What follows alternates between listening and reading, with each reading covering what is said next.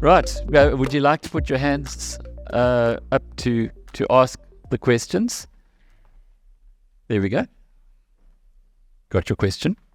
Yeah. What about global warming or CO2? I think one thing that I am confident of is that global warming is not going to kill us. I think it's way overblown.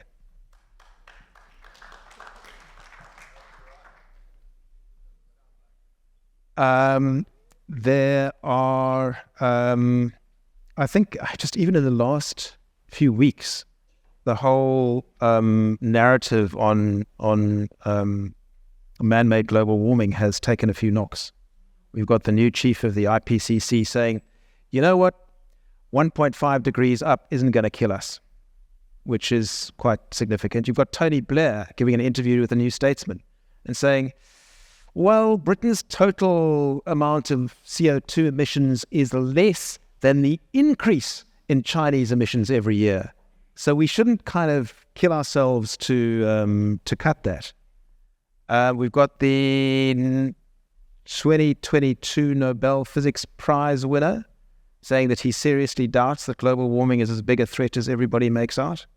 I think, people are getting a bit skeptical.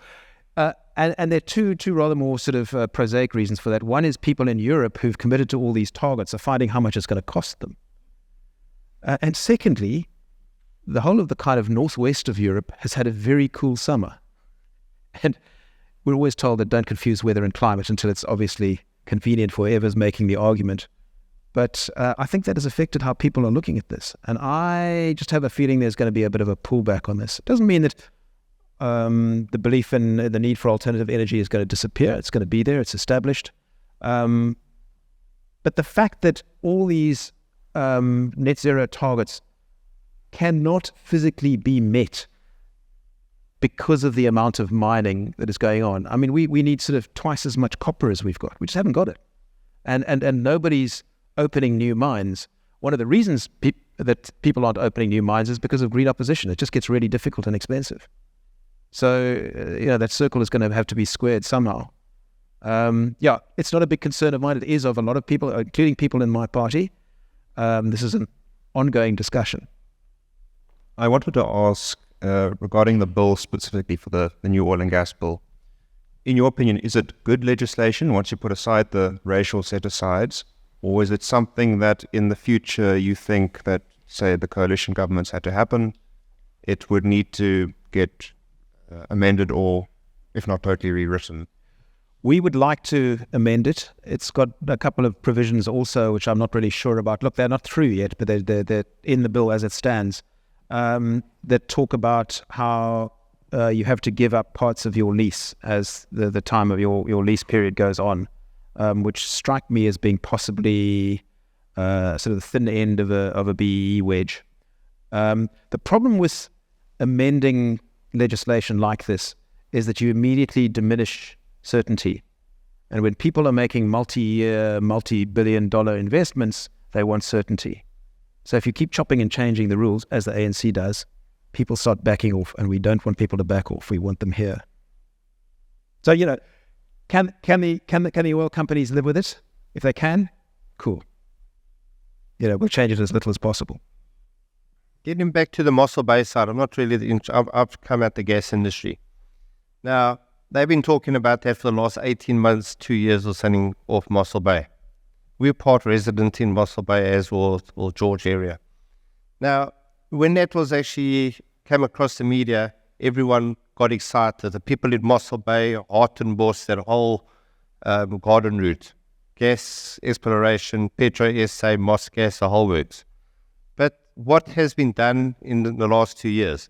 Is there still negotiations between Total and the government? Is Total sitting on their haunches and saying, well, listen, are we going to invest in this country or aren't we going to invest? Is it a red tape thing? With me being in the gas industry in the past, with the red tapes and everything else, it's like pulling teeth. So it's like talk, but nothing happens. You talked about hope just now. We all need hope. We all need future things to look at and to invest in and whatever we want to do. But we need nice things going forward. But it seems to come across the media and then it just falls flat. And then the people say, well, what the hell's going on? So the question is it from an investment point of view into this country because of what this government is doing? Is it the red tape that has to get there? Is it the people which is trying to do the administration side? Was a lot of shit?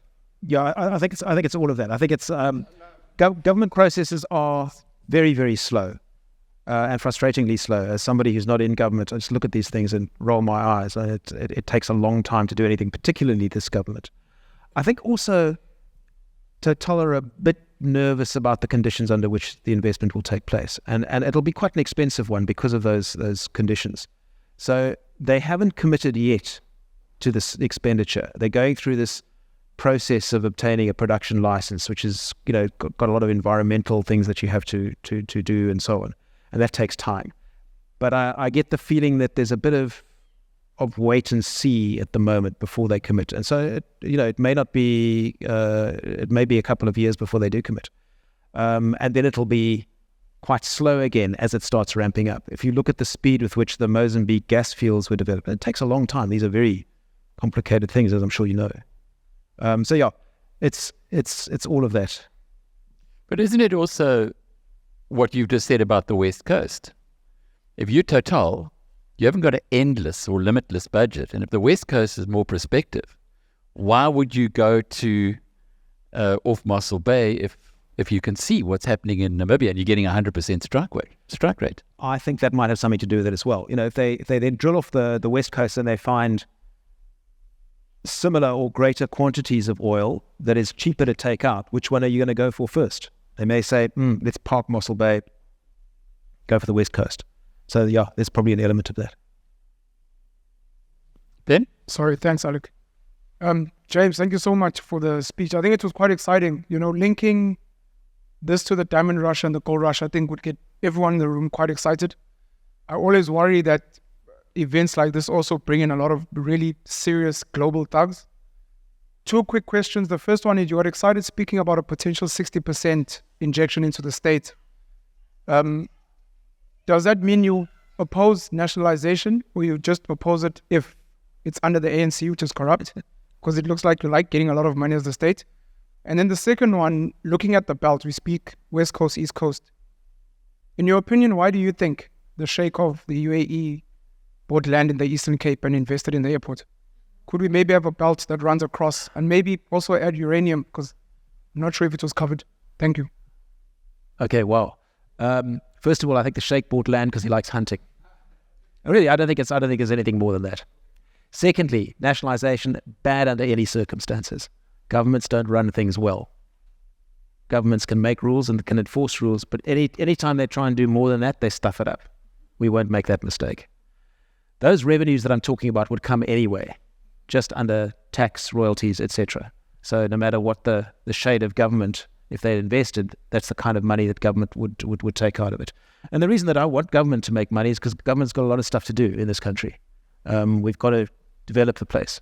We've got to make conditions under which people can get pulled out of poverty. I mean, that's basically the one political question in this country, is what do you do about those 18 million people who live below the breadline? And it will take money to fix that. Plus, we're not in a very good shape financially because we've borrowed so much. So anything that will help us pay down that debt would be very, very useful. Was that it? I didn't.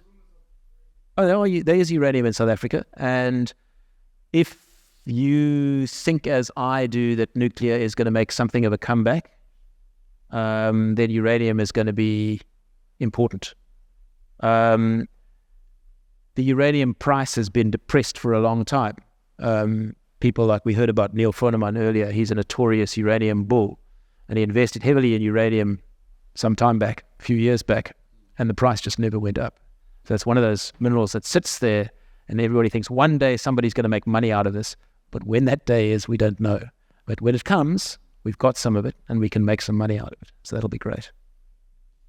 You remember Afrikaner leases, owned by Anglo-American, bought by Froneman, didn't do too well, bought by the Guptas, didn't do too well, and it's still Where's it now? Currently mined by Zamazamas because it's got they're really bad. They're very violent. And they're mining the uranium from... They're mining gold because there's low quantities of gold in the same place. But plenty uranium. So it's an extraordinary story.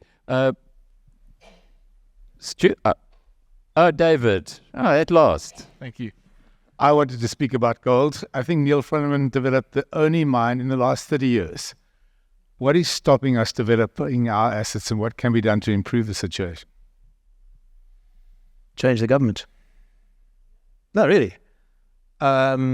We still have massive mineral potential. We've got an endowment that is still huge. And the things that's stopping major investment is government policy. Anything to do with the mining charter, basically, particularly ownership requirements. Who's going to come to a country where you have to essentially give away 30% of your stake? You come here with 100 million, and day one you have to give away 30 million to some people who are not necessarily got anything to add, but you have to do it, otherwise you can't mine. Of course, people are going to go elsewhere. And so, I mean, I agree that I think that if the government does change into and drops those requirements, we see a potential flood of money into the minerals industry too, into all sectors.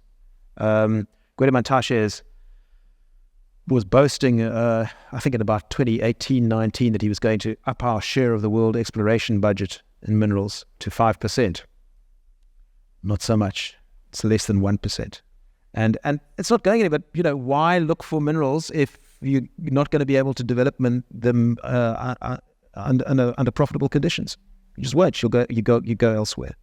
And that's why perceptions amongst mining executives of the investability of South Africa is so low. And that's easy to change. You could do it just about in an afternoon. Scrap the mining charter. Go for it.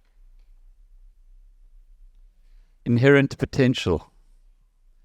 James, can I just hear your thoughts? Any news, maybe it's just say on lithium in the south coast of Natal? Or is that just like...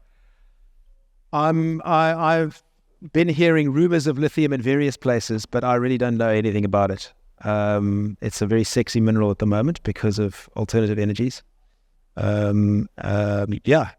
wouldn't be surprised. I'm told that by people that I respect that we have some. How much, I don't know. Where it is, I don't know. We have been so lucky with the minerals that we have in South Africa. It wouldn't surprise me at all that we have lithium too. I mean, we just have... It's just stupid how much stuff we've got. Wonderful. Now we just need to be able to take it out. I remember reading once that there are 5 geological miracles on Earth. 5. 2 of which are in South Africa. The Bushveld Igneous Complex and the Wits Basin Gold. Yeah. And who's to say there isn't a third, as you've explained? And if it's anywhere, it's probably in the Northern Cape. There's another hat tip by land. James Lorimer, thank you.